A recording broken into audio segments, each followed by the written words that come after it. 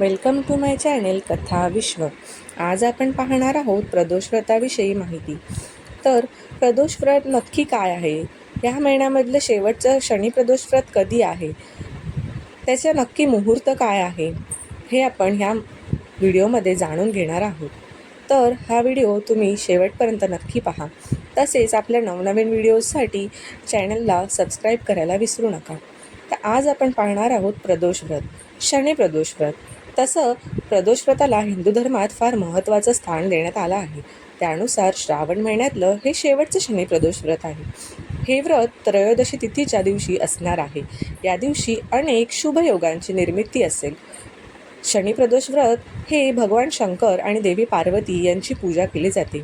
या दिवशी प्रदोष काळात पूजा करणे याला विशेष महत्त्व आहे।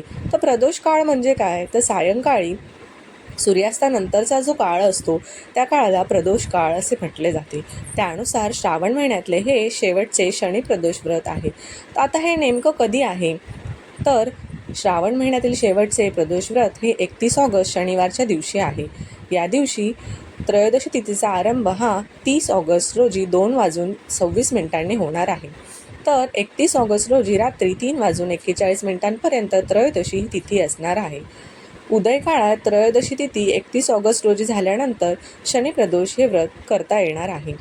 तर शनिप्रदोष व्रताची मुहूर्त हा संध्याकाळी 5:44 पासून ते 7:44 पूजेसाठी खूप चांगला मुहूर्त आहे।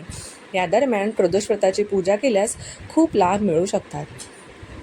तर तुम्हाला ही माहिती कशी वाटली ही कमेंटद्वारे नक्की सांगा आणि आपल्या अशाच नवनवीन व्हिडिओजसाठी चॅनलला सबस्क्राईब करा, लाईक, शेअर आणि कमेंट करा। थँक्यू।